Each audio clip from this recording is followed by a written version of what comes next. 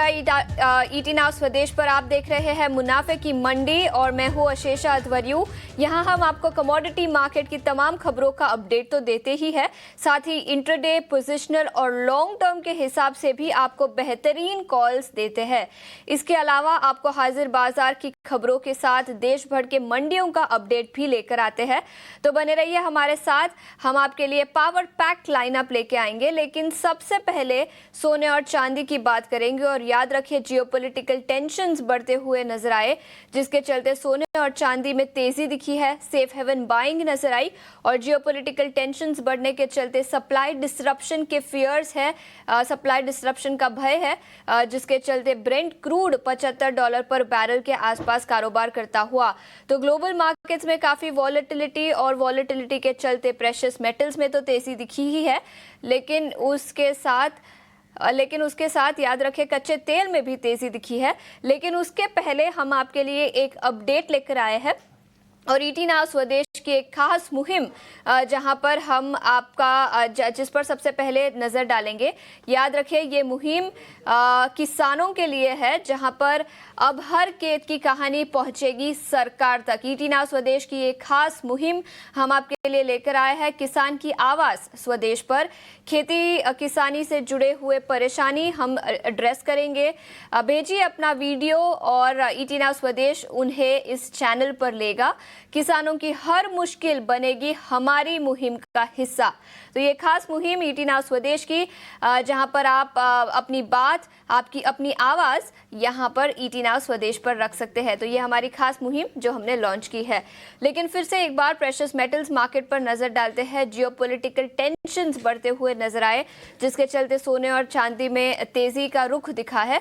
लेकिन ट्रेडिंग के लिहाज से क्या करना चाहिए, ये बताने के लिए अब हमारे साथ मेहमान भी जुट चुके हैं। बिटपुन मजूमदार, जो एक टेक्निकल एनालिस्ट है। बिटपुन, बहुत बहुत शुक्रिया समय निकालकर ईटी नाउ स्वदेश पर जुड़ने के लिए।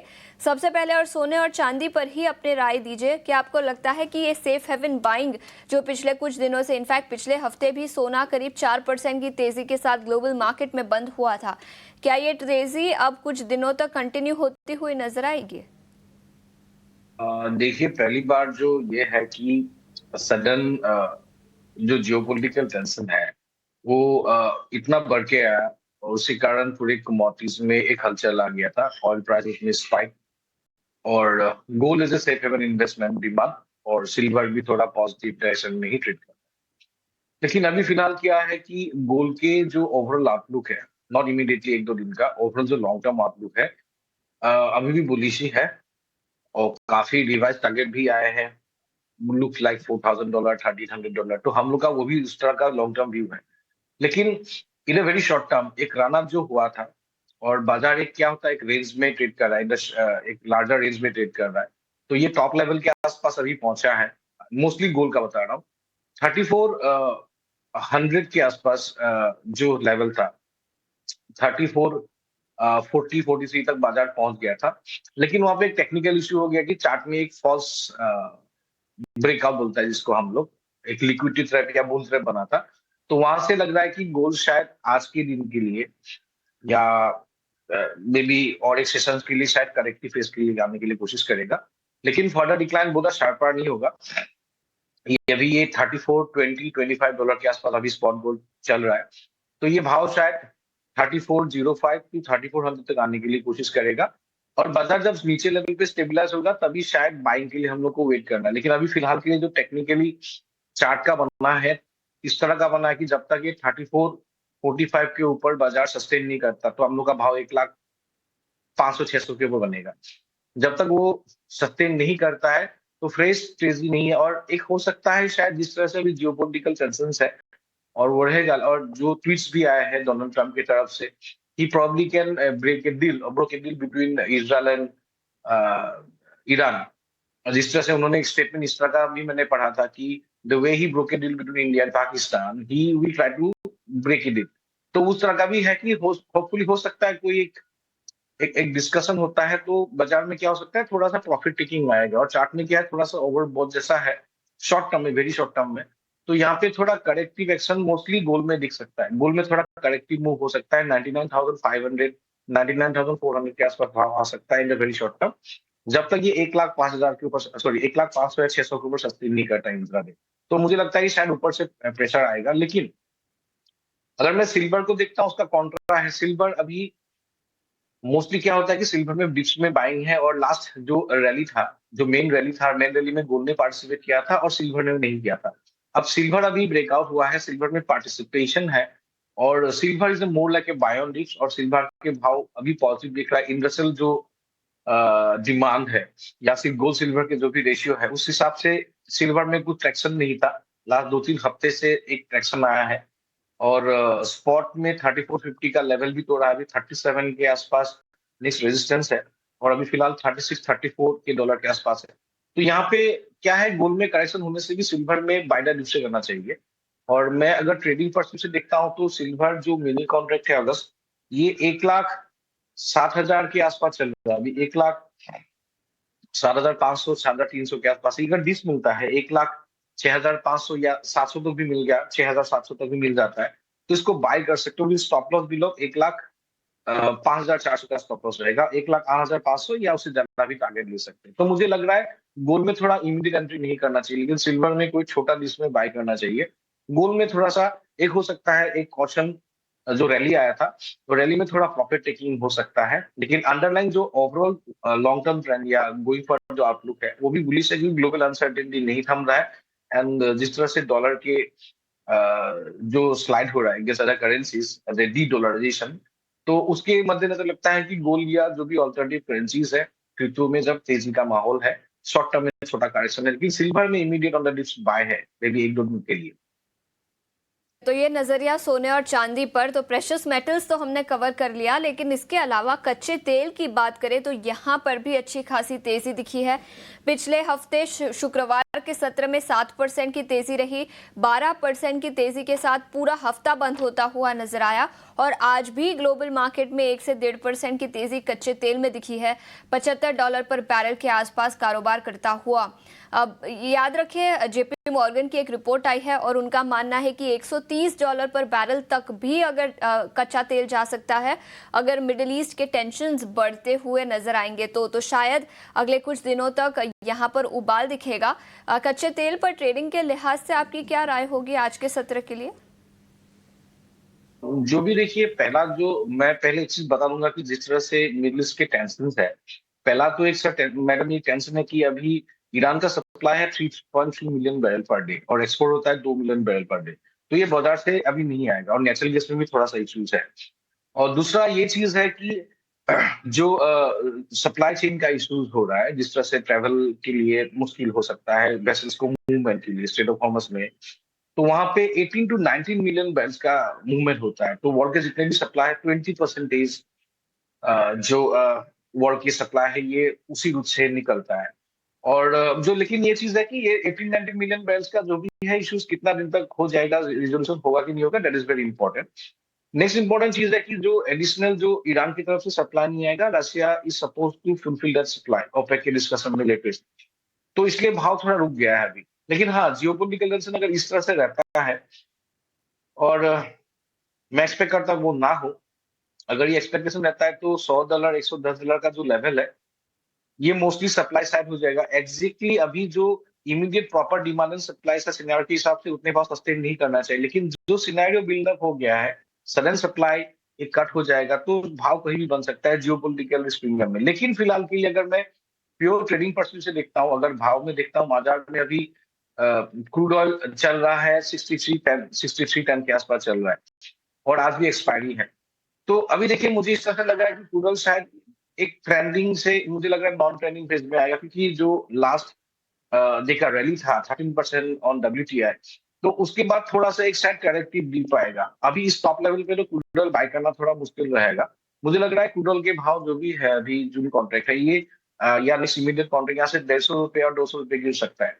6309 का एक अभी भाव है, तो यहाँ से फीडबैक लेके 6450 के ऊपर जब तक इंट्राडे सस्टेन नहीं करता है, 6450 के ऊपर सस्टेन नहीं करता है, तो लग रहा है भाव रेंज हो सकता है, और नीचे रेंज तक आने के लिए कोशिश करेगा, समथिंग अराउंड 6150 टू 6200।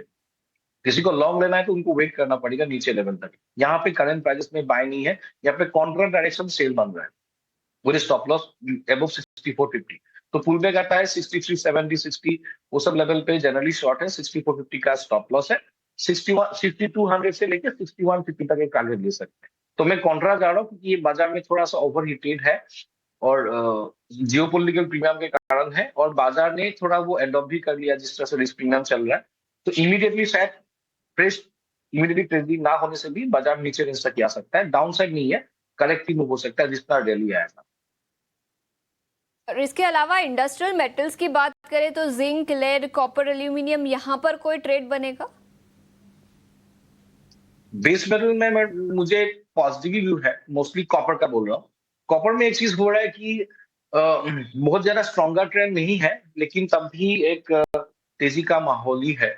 और बेस मेटल में अगर ये कॉपर देख सकते हैं 872 के आसपास उनके लुक हो रहे बाय, उठे टारगेट ऑफ 880 से 882 और स्टॉप लॉस बनेगा 860। तो ओवरऑल सिनेरियो क्या है कि अभी बेस मेटल में थोड़ा कॉपर में पॉजिटिव है, बाकी शायद जिंक में इतना नहीं है, लेड में नहीं हो, लेकिन कॉपर में थोड़ा बायस अभी फिलहाल के लिए पॉजिटिव दिख रहा है। कॉपर पर बायस पॉजिटिव और ये नजरिया इंडस्ट्रियल मेटल्स पर। एक छोटे से ब्रेक के लिए रुकेंगे, लेकिन ब्रेक के बाद कई और अपडेट्स आपके लिए लेकर आएंगे। बने रहिए हमारे साथ।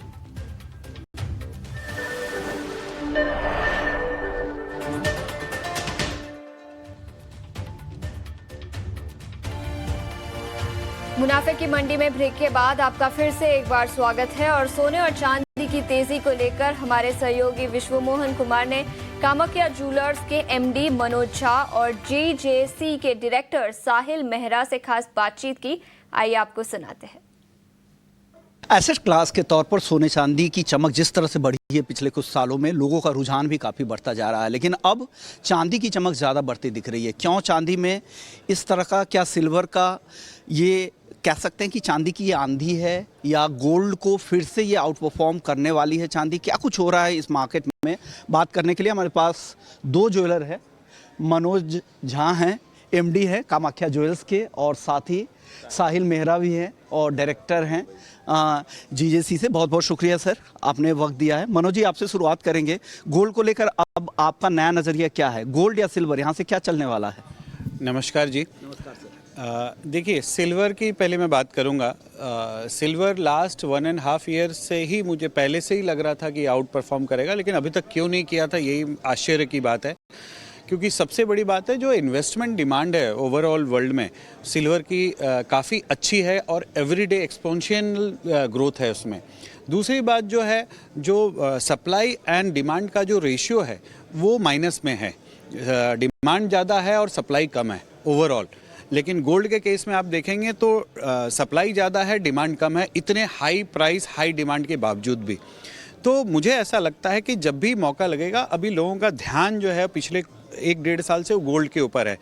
थोड़ा सा जैसे नज़रिया शिफ्ट होगा, और मुझे लगता है ऐसा शिफ्ट होना शुरू हो गया है, तो सिल्वर आपको आउट परफॉर्म करता हुआ नज़र आएगा। लेकिन एक बात ये भी है कि गोल्ड के साथ का जो चाल होता है वही सिल्वर की चाल होती है। तो गोल्ड अगर एक बार प्रॉफिट बुकिंग में आएगी तो सिल्वर में एक बार आपको नरमी देखने को मिल सकती है, लेकिन जैसा ही मौका मिलेगा गोल्ड आपको हमेशा अगले 6-8 महीने साल भर में न्यू हाइज बनाता हुआ दिखेगा। ओके, चांदी के जो करेक्शन होते हैं ना, काफ़ी डीप होते हैं और वो काफ़ी फंसाने वाले होते हैं। कोविड के दौरान देखिए, 2008 की मंदी के दौरान देखिए, 40-40, 50-50% तक के करेक्शन भी चांदी में देखने को मिले हैं। क्या लग रहा है, जिस तरह के स्लो डाउन की स्थिति बन रही है यूएस में, क्या उस तरह के डीप करेक्शन का भी रिस्क है? और आप क्या रेंज देख रहे हैं? नीचे में क्या रह सकता है इस साल का रेंज, और ऊपर में चांदी का क्या रेंज रह सकता है? देखिए, चांदी और क्रूड, ये दो चीज़ों में ना जब करेक्शन आता है तो बहुत डीप करेक्शन आता है, और उछाल भी उसी तरीके का होता है। गोल्ड भी अब उसी पैटर्न पे ऊपर आपको आगे दिखता हुआ नज़र आएगा। गोल्ड में पहले बहुत वॉलेटिलिटी नहीं दिखती थी, लेकिन गोल्ड को अब इतने सारे फैक्टर्स जो है मॉनिटर करने लगे हैं कि गोल्ड में भी आपको धीरे धीरे वो जो चांदी और क्रूड में दिखता था, गोल्ड भी उसी राह पे चलते गया। अब आते हैं आउटलुक के ऊपर। तो मुझे ऐसा लगता है कि जब गोल्ड में थोड़ी नरमी का माहौल बनेगा, राइट नाउ तो कोई ऐसा बहुत बड़ा माहौल नहीं है, जो भी रीजंस है वो तेज़ी के ही हैं, लेकिन ओवरबॉट जोन में है। तो जब भी ये थोड़ा नरमी का माहौल बनेगा तो ये आपको 85,000 से 80,000 तक को भी देखने को एक बार मिल सकता है, लेकिन वो मुझे नहीं लगता है कि वो सस्टेन करेगा। लेकिन ऊपर की तेजी मुझे यहाँ से 1,35,000, 1,30,000, 1,40,000 तक की बातें जो है मैं सोच सकता हूँ कि जिस दिन भी ओवरऑल मार्केट स्टेबल होगा, लोगों का ध्यान शिफ्ट होगा गोल्ड से डॉलर से, तो वो चांदी पे आएगी और चांदी आपको एक अच्छे हाई पे दिखेगा। ओके, यानी 80-85 हज़ार नीचे का और ऊपर में 1,35 से 1,30 तक के लेवल भी दिखेंगे। आप मेहरा जी, आपको क्या लग रहा है चांदी को लेकर आपका, क्योंकि अभी फोकस चांदी पे शिफ्ट होता दिख रहा है, क्या शिफ्ट करना निवेशकों को भी करना चाहिए या अभी दूरी बनानी चाहिए चांदी की इस तेजी से? देखिए, अगर रिटेल इन्वेस्टर की बात करें तो मुझे लगता है कि उसको ज़्यादा 80% पोर्टफोलियो गोल्ड में रखना चाहिए और 20% चांदी में रखें, क्योंकि चांदी में क्विक गेंस भी हैं और उतनी शार्पर करेक्शन भी है। एंट्री एग्जिट का पता होना चाहिए। अगर हाँ, डेफिनेटली पता होना चाहिए। और अगर मैं कहूँ कि जैसे अगर समझो सिल्वर में अगर कुछ स्वाभाविक करेक्शन आता है, देखिए अभी जो भी करेक्शन आ रहा है वो टाइम लैग की वजह से आ रहा है। जैसे कि गोल्ड भी 35 हो गया, फिर 34 हो गया, फिर 34 हो गया, 3 बार वो लेवल ब्रेक करने की कोशिश करी लेकिन नहीं हुआ, प्रॉफिट टेकिंग आ जाती है। तो मुझे ये लगता है कि अगर लेवल्स टू वॉच, अगर मैं इंटरनेशनल लेवल में बोलूँ तो सिल्वर के इंटरनेशनल लेवल में $29-30 एक गुड टाइम टू इन्वेस्ट है, और फिर यहाँ पे आप लंबे रुख के लिए इन्वेस्ट कर सकते हैं जब तक कि $45 आता है। और गोल्ड में सिमिलरली 2950 अगर आ जाता है करेक्शन मोड में तो definitely good by two invest. फिर आप $4,000 की वेट कर सकते हैं ये साल के एंड तक। ओके, $45 के लिए कहाँ तक वेट करना पड़ेगा, कहाँ पे खरीदे तो रिस्क होगा? चांदी की बात नहीं, चांदी में आप बेफिक्र होकर $28-29-30 में बाय करिए। $30 45 एक साल में दिख जाएगा। 45 का जो है, नहीं, चांदी का 2 साल लगेगा, क्योंकि चांदी इंडस्ट्रियल प्रोडक्ट भी है और डेफिनेटली चांदी को एसेट क्लास हमारे इंडिया में काफ़ी ज़्यादा गिनते हैं, वर्ल्ड में गिनते हैं, लेकिन अभी भी वो एसेट क्लास से बहुत दूर है। इंडस्ट्रियल कमोडिटी ज़्यादा है, इसलिए उसमें इतनी ज़्यादा जितनी सोने में तेज़ी आ सकती है चांदी में थोड़ी कम आती है। ओके सर, यूएस में जिस तरह के डेट के लेवल हैं मेहरा जी, क्या आपको लग रहा है कि ये सस्टेनेबल है? और साथ ही इस बार क्वांटिटेटिव एजिंग की बात भी हो रही है, क्या लग रहा है आने वाले समय में वो भी देखने को मिल सकता है? रेट कट की बात तो पीछे रह जाएगी, वो तो होगा ही, साथ में बड़े स्केल पे उन्हें सपोर्ट की ज़रूरत पड़ेगी आने वाले समय में। देखिए, अगर मैं आपको क्वांटिटेटिव ईजिंग की बात करूं तो पूरा वर्ल्ड क्वांटिटेटिव ईजिंग में जा चुका है। आज इंडिया ने भी रिपो रेट घटाया है, इंडिया भी लिक्विडिटी अपनी मार्केट में घटाया है, इंडिया अपनी लिक्विडिटी इन्फ्यूज़ कर रही है किसी न किसी तरीके। तो जितने भी वर्ल्ड के सेंट्रल बैंक्स हैं वो अभी रेट तो कोई नहीं बढ़ाएगा, लेकिन कोई ना कोई और नाम से क्वांटिटेटिव ईजिंग पक्का करेंगे, जिसकी वजह से मैं गोल्ड में तेजी इतनी ज़्यादा समझता हूँ। ओके, आपको गोल्ड को लेकर क्या लग रहा है? आप गोल्ड पे बुलिश हैं क्योंकि जिस तरह के सिनेरियो फिर से वापस से डेवलप हो रहे हैं, हो सकता है कि ट्रेड डील हो जाए, ट्रंप के जो टेंट्रम है वो भी खत्म हो जाए, वो नेगोशिएशन की वजह से ही सब कुछ हो रहा है, लेकिन उसके बाद भी जो स्लो डाउन का जो फैक्टर है वो सेकेंड हाफ में, समर सीजन जब यूएस में एंड होगा उसके बाद कुछ बड़ी मंदी की आशंका भी जताई जा रही है। सर ऐसा है, सबसे बड़ी चिंता की विषय ये है कि now everyone is bullish on gold. जिस दूसरे आदमी को पूछिए वो आपको नया टारगेट देगा ऊंचे का, एक छोटा सा बच्चा भी टारगेट देगा कि गोल्ड, समझे? तो मुझे लगता है कि हर इंसान आज के दिन में एनालिस्ट हो गया गोल्ड का, और वो बोलेगा यहाँ से ना 3500, 3600, $4,000 हो जाएगा।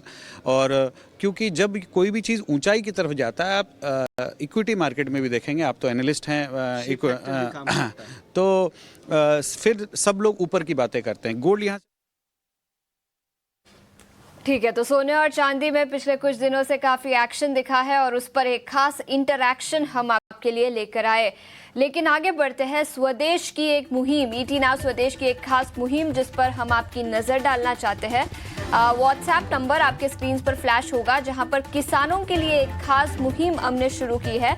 अब हर खेत की कहानी पहुंचेगी सरकार तक। किसान की आवाज ईटी नाउ स्वदेश पर हम आपके लिए लेकर आएंगे। खेती किसानी से जुड़ी हर परेशानी कीजिए साझा। ईटी नाउ स्वदेश का ये व्हाट्सएप नंबर आपके स्क्रीन पर, भेजिए अपना वीडियो और हम ईटी नाउ स्वदेश पर उसे बड़ा करेंगे, आपके सवालों को लेकर आएंगे। किसानों की हर शिकायत बनेगी हमारी मुहिम का यहाँ पर फैसला होगा, यहाँ पर डिसीजन लेंगे। और क्योंकि किसान सिर्फ अन्नदाता नहीं, भारत की रीढ़ भी है, तो खास पेशकश और ईटी नाउ स्वदेश की एक खास मुहिम। इस व्हाट्सएप नंबर पर अपनी समस्या भेजें, अपना वीडियो भेजें और हम उसे बड़ा करने की कोशिश करेंगे। इस शो में इतना ही, लेकिन ब्रेक के बाद हम आपके लिए लेकर आएंगे एफएनओ जंक्शन और शरद ऑलरेडी हमारे साथ जुड़ चुके हैं, जो हमें बताएंगे अगले शो में क्या कुछ स्पेशल होगा। ये बिल्कुल अशेषा स्पेशल एक चीज़ है, एक बहुत अच्छा डेब्यू हो रहा है। मैं रिसर्चर का नाम नहीं लूंगा, लेकिन एफएनओ में उनकी पकड़ बहुत स्ट्रांग है। ओके। और ऑफ कोर्स कमाई के क्या मौके बनते हैं, इंडेक्स स्ट्रेटजीज क्या रहती है, लॉन्ग शॉर्ट्स, सारे डिसीजन जो हम लेके आने वाले हैं अशेषा। बिल्कुल, तो खास पेशकश एक छोटे से ब्रेक के बाद बने रहिए हमारे साथ।